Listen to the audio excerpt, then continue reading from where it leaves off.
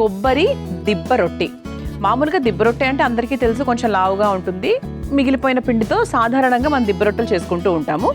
And ఈ రోజు కొబ్బరి కాంబినేషన్లో ఇది ఎలా ఉండబోతుందో తెలుసుకుందాం. ముందుగా కావాల్సిన పదార్థాలు ఏంటో చూసేద్దాం. కొబ్బరి దిబ్బ రొట్టె తయారు చేసుకోవడానికి కావాల్సిన పదార్థాలు: ఇడ్లీ పిండి 1 కప్పు, పచ్చి కొబ్బరి తురుము 1 కప్పు, బెల్లం పొడి 1/2 కప్పు, నెయ్యి 4 టేబుల్ స్పూన్లు, తేనె 1 టేబుల్ స్పూన్. కొబ్బరి దిబ్బ రొట్టె తయారు చేసుకోవడానికి కావాల్సిన పదార్థాలన్నీ కూడా రెడీగా ఉన్నాయి. సో చాలా సింపుల్ రెసిపీ అండి ఇది. అంటే పెద్ద కష్టమైనది ఏమీ కాదు. మీరు అప్పటికప్పుడు అనుకొని కూడా హ్యాపీగా వేసుకోవచ్చు. కాకపోతే మన ఇంట్లో ఇడ్లీ పిండి ఉండాలి. ఇడ్లీ పిండి సాధారణంగా మనం ఈరోజు తయారు చేసాము అంటే ఒక 3 రోజుల పాటు 100% ఉంటుంది. కానీ ఒక 2 డేస్ ఇడ్లీ తిన్న తర్వాత నెక్స్ట్ డేకి ఏంటి అంటే అబ్బా మళ్ళీ ఇడ్లీలే తినాలా అనిపించవచ్చు. సాధారణం రొటీన్గా ఏ పని చేసినా కూడా అది కష్టంగానే ఉంటుందండి. సో ఇడ్లీ పిండి మనకు 2వ రోజో లేదంటే 3వ రోజో మనకు ఇడ్లీలే తిని బోర్ కొడుతుంటే గనక ఇలా చక్కగా ఆరోగ్యకరంగా ఈ రొట్టె తయారు చేసుకోవచ్చు. అండ్ కొబ్బరి కాంబినేషన్లో చేస్తున్నాం కాబట్టి గుండె ఆరోగ్యానికి చాలా మంచిది. ఎప్పుడూ కూడా మన వంటలో ఉపయోగించేటువంటి నూనె ఏదైతే ఉందో దాన్ని సాధ్యమైనంత వరకు కుకింగ్ కోకోనట్ ఆయిల్తో రీప్లేస్ చేసుకుంటే చాలా బెటర్. సో ఇప్పుడు మనకు అథెంటిక్ స్టోర్స్ చాలా వచ్చాయండి. అంటే నాణ్యమైన కొబ్బరి అంటే కొబ్బరి నూనె అంటే ఏంటి, తలా కొబ్బరి నూనె కాదు, వంట కొబ్బరి నూనె దొరికేటువంటి ప్రాంతాలు మనకు చాలా ఉన్నాయి. సో వెళ్ళండి, రీసెర్చ్ చేయండి, తీసుకోండి. చాలా డిఫరెంట్ రిజల్ట్ మీరు గమనిస్తారు. అంతేకాకుండా మనకి కొబ్బరి అనేది జీర్ణక్రియని కూడా చాలా బాగా మెరుగుపరుస్తుంది. అలాగే హెయిర్కి, స్కిన్కి చాలా మంచిది. ఎందుకంటే ఇందులో ఉండేటువంటి వైటమిన్ సి కానివ్వండి, యాంటీ ఆక్సిడెంట్స్ కానివ్వండి, ఏవైతే ఉన్నాయో అవి జుట్టు పెరుగుదలకు, స్కిన్ హెల్త్ని చాలా బాగా ఇంప్రూవ్ చేస్తాయి. అంతేకాకుండా ఇంకో ఓవరాల్గా మంచి ఎనర్జీ, మంచి కండపుష్టి అండ్ రుచి కూడా చాలా బాగుంటుంది. ఓకే, సో ఇలా మనకు కొబ్బరితో చాలా రకాల ఉపయోగాలు ఉన్నాయి. ముందుగా ఏం చేయాలంటే మనం ఆల్రెడీ కొబ్బరిని చక్కగా తురుముకొని పెట్టుకున్నాము. అలాగే ఇడ్లీ పిండి రెడీగా ఉంది, బెల్లం పొడి. సో చెప్తాను, చాలా ఈజీ అండి, సింపుల్గా చేసేసుకోవచ్చు. పెద్ద టైము పట్టదు, పెద్ద కష్టం కూడా కాదు. సో ముందులా ఒక మిక్సింగ్ బౌల్ తీసేసుకుందాం. సో మనకి కావాల్సిన క్వాంటిటీకి తగ్గట్టుగా మనము ఇడ్లీ పిండి తీసుకుందాం.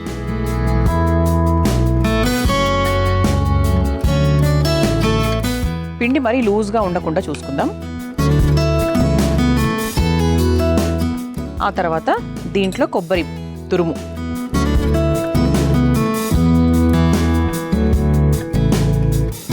ఆ తర్వాత కాస్త బెల్లం పొడి, తీపికి సరిపడా బెల్లం పొడి.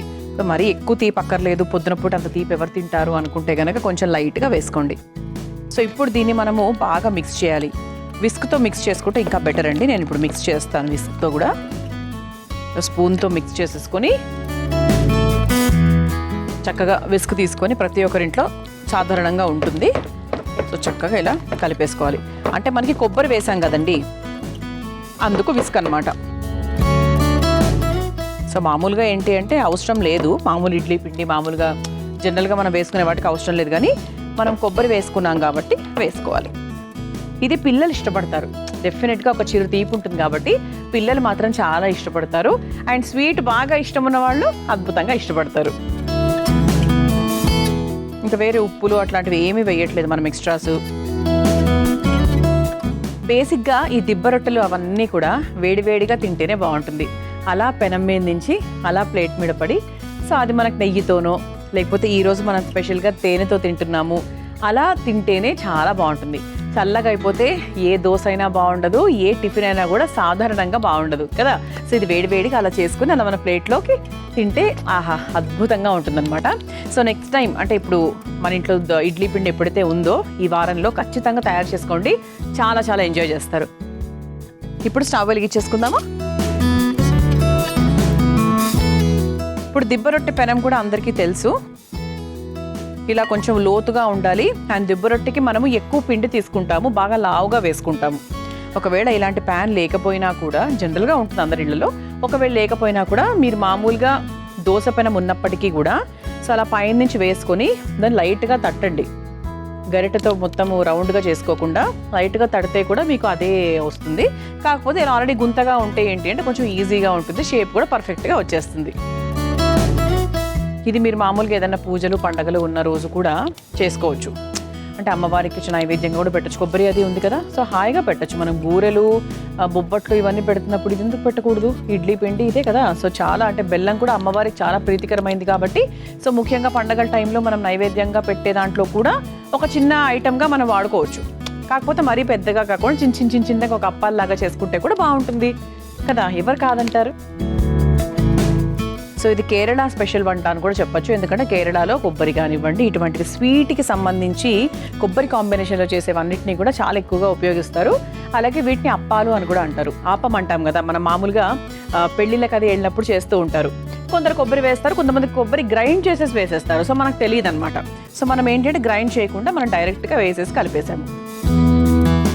ఆపం, కేరళ ఆపం. సో ముందు కాస్త నెయ్యి వేసుకుందామండి పెనం మీద, సో దట్ కొంచెం మనకి ఈజీగా వచ్చేస్తుంది. ఆ తర్వాత మనం తయారు చేసుకున్నటువంటి ఈ ఇడ్లీ పిండి ఏదైతే ఉందో దాన్ని కొంచెం లావుగా వేసేసుకుందాం.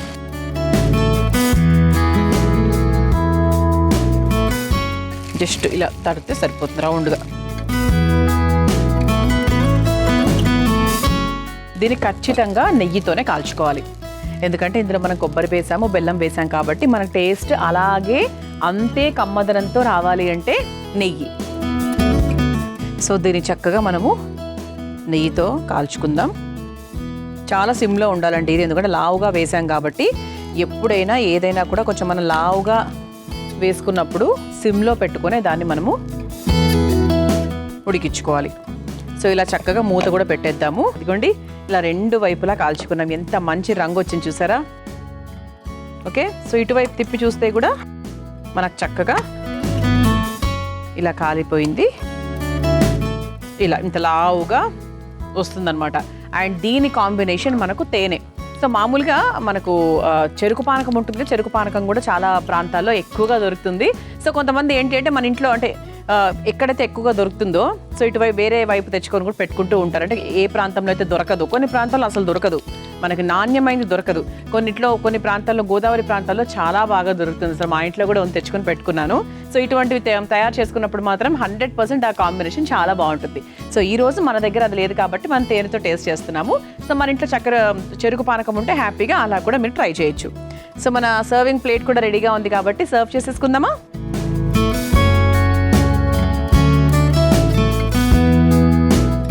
సో చెప్పాను కదా, మనం తేనె తీసుకుని పైన నుంచి చక్కగా ఇప్పుడు మనకు ప్యాన్ కేక్ మీద వేసుకుంటాం కదా అలా వేసేసుకోవచ్చు.